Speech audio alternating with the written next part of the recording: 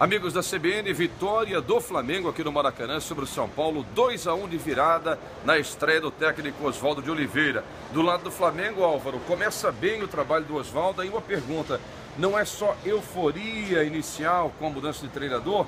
E do lado do São Paulo, estragos profundos, evidenciando uma crise que vem se arrastando já há algum tempo com o desmanche de jogadores. E que entrevista coletiva deu o Osório, Juan Carlos Osório, hoje aqui no Maracanã, hein, Álvaro? Bom, respondendo a primeira pergunta, Evaldo, eu acho que não é só entusiasmo pela estreia do Oswaldo de Oliveira. A gente já vem acompanhando durante o Brasileiro, mesmo sob o comando do Cristóvão Borges, algumas boas atuações desse time do Flamengo. É um elenco que tem bons jogadores, tem jogadores de qualidade, mas está em formação.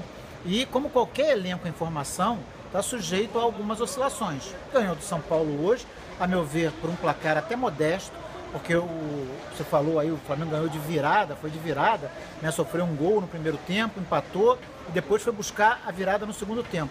Isso pode sugerir que foi um jogo difícil, um jogo equilibrado? Não foi. O Flamengo foi superior ao São Paulo do início ao fim do jogo e poderia ter conseguido uma goleada, não fossem as falhas de finalização e a tarde inspirada do goleiro Renan Ribeiro, que fez grandes defesas, principalmente num chute do Emerson. No segundo tempo, uma jogada em que o Guerreiro rolou para trás, o Emerson emendou de voleio e o Renan Ribeiro fez uma defesa espetacular, evitando ali, já seria o terceiro gol da equipe do Flamengo. São Paulo criou muito pouco no jogo. E aí, já entrando na segunda parte do assunto sobre o Osório, ele lançou em campo as melhores opções que ele tinha, né? Ninguém tinha dúvida sobre o time do São Paulo que ele colocaria em campo. E ele não surpreendeu na escalação, surpreendeu na função dos jogadores, ao colocar o Carlinhos jogando como uma espécie de segundo atacante pelo lado direito e o Michel Bastos jogando como lateral esquerdo. Ao meu ver, não funcionou. Primeiro porque o Carlinhos parecia meio perdido, não sabia direito qual era a função dele. E o Michel Bastos não marcou bem, o Flamengo criou muitas jogadas perigosas com o Pará ali pelo lado direito, e não apoiou.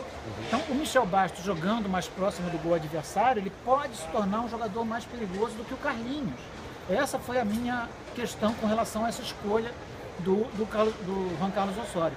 Só que no segundo tempo, depois que o Flamengo fez o gol, o Guerreiro, assim que começou o segundo tempo, em 3 minutos ele teve 3 vezes frente a frente com o goleiro adversário.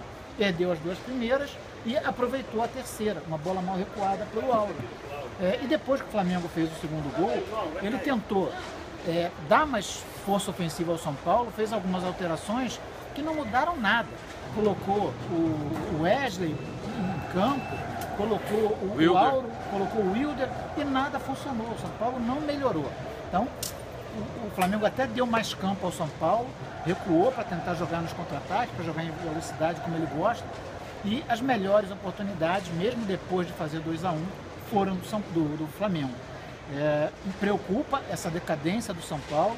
Acho que o Juan Carlos Osório, pelo que disse na coletiva, ele está no limite da sua paciência com os dirigentes do São Paulo e não sei se vai continuar com esse seu projeto de trabalhar no futebol brasileiro por muito tempo.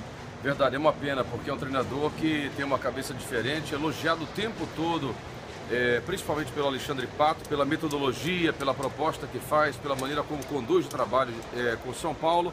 E ele disse o seguinte: vou preparar, vou discutir com a minha família, vou refletir um pouquinho para ver se eu dou sequência ou não a esse trabalho. O próximo desafio do São Paulo é o meio da semana no Ceará, jogo da volta na Copa do Brasil, tem que inverter uma vantagem do time do Ceará, e o Flamengo vai pegar o Vasco aqui no Maracanã, também 1-0 o Vasco, tem que recuperar essa vantagem agora o time do Flamengo. Vamos contar essa história pela CBN. Um abraço.